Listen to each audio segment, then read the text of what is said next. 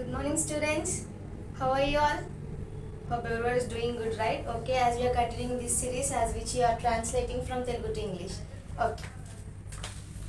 అక్కడికి నువ్వు ఎందుకు వెళ్ళావు? We are questioning here.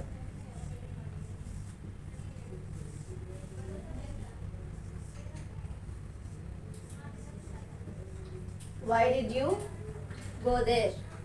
నేను మా స్నేహితుడిని కలవాలనుకున్నాను.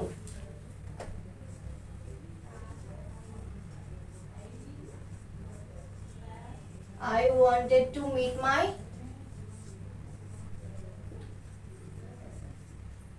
friend. ఎలా వెళ్ళావు?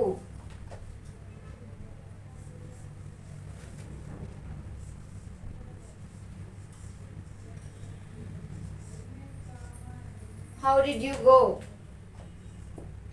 నేను కాలినడకన వెళ్ళాను.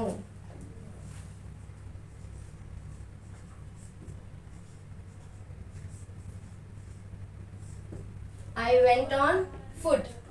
అంతా బాగానే ఉందా?